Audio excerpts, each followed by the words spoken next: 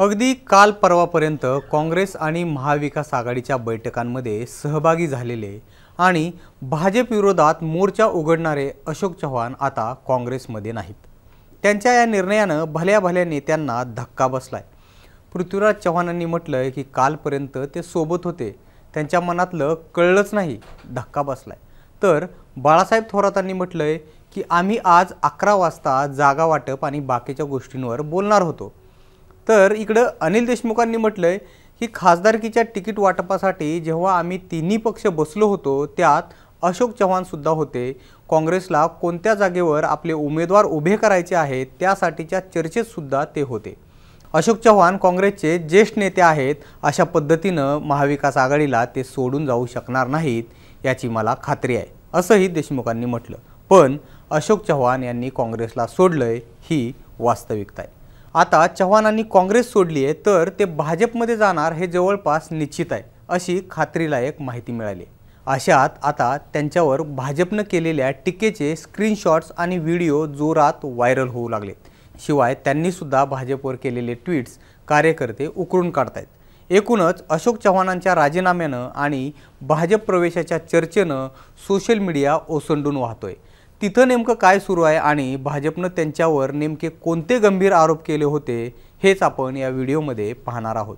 नमस्कार, मी निलेश, आपण पाहताय मुंबईत। महाराष्ट्र काँग्रेसमधील मातब्बर नेते अशोक चव्हाणांनी काँग्रेसला रामराम ठोकलाय।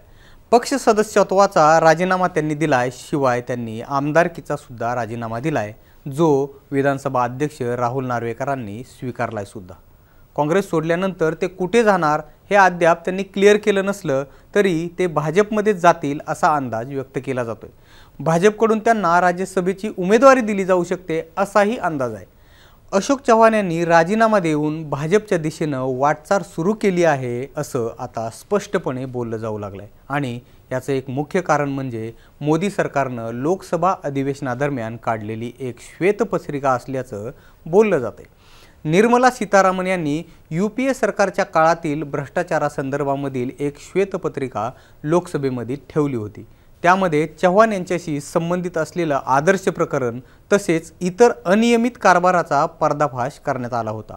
हा अशोक चव्हाण यांना एक इशारा होता अशी चर्चा सुरू आहे।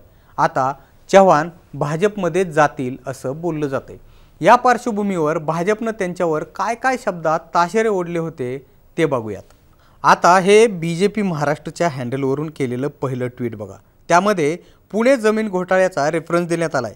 अशोक चव्हाण महसूल मंत्री असताना पुण्यातील मोक्याच्या ठिकाणची 102 एकर जागा एका खाजगी बिल्डरच्या घशात केवळ 4058 रुपयात घातली होती। या जागेची मूळ किंमत 2500 कोटी रुपये एवढी होती। हे ट्विट बीजेपी महाराष्ट्राच्या हँडलवरून घेण्यात आले। तर दुसरं एक ट्विट आहे, काँग्रेसचे नाना पटोले त्यांच्या मालकाला खुश करण्यासाठी बेताल वक्तव्य करत आहेत। नाना पटोलेंना त्यांच्या मालकाला दाखवायचं आहे की बाळासाहेब थोरात, अशोक चव्हाण या दोघांपेक्षाही जास्त गुलामी मी करू शकतो। मालकाची खुशामत करून एखादं मंत्रिपद गळ्यात पाडून घ्यायचं आहे असं बीजेपी महाराष्ट्राच्या फेसबुक पेजवरती म्हटलंय। आता हे बघा, हे सगळ्यात जास्त सध्या सोशल मीडियावर व्हायरल होत असलेलं ट्विट। यामध्ये आदर्श घोटाळ्यावरून हल्लाबोल करण्यात आलाय। यात म्हटलंय, आदर्श घोटाळा, 4 मजली बांधली जाणारी इमारत 31 मजली बनली। त्यातील घरं शहीदांच्या सैनिकांच्या कुटुंबियासाठी होती, पण तत्कालीन सत्ताधाऱ्यांनी ती हडप केली। यात अशोक चव्हाण व सुनील तटकरे यांचा वाटा होता। हे ट्विट सध्या खूपच गाजतंय।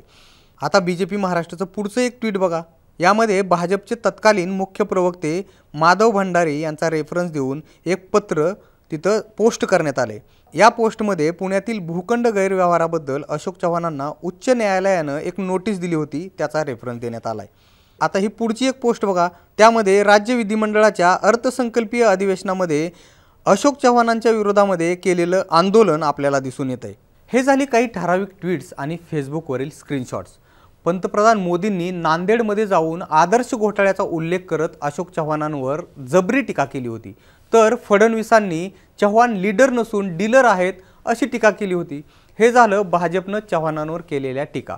दुसरीकडे चव्हाणांनी देखील भाजपवर जोरदार टीकास्त्र सोडलेलं आपण पाहिले। नरेंद्र मोदी फेकू आहेत, हुकुमशहाकडे सत्ता देऊ नका, अशा कैक टीका अशोक चव्हाणांनी मोदींवर केल्या आहेत। आपण जर गुगल केलं तर आपल्याला अशा कित्येक बातम्या दिसून येतील।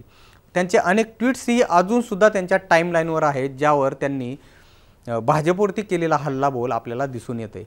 जननायक आ रहे है असं म्हणत काही दिवसांपूर्वीच राहुल गांधींचं एक पोस्टर त्यांनी आपल्या गाडीला लावल्याचा व्हिडिओ त्यांच्या टाईमलाईनवर अजूनसुद्धा दिसतोय।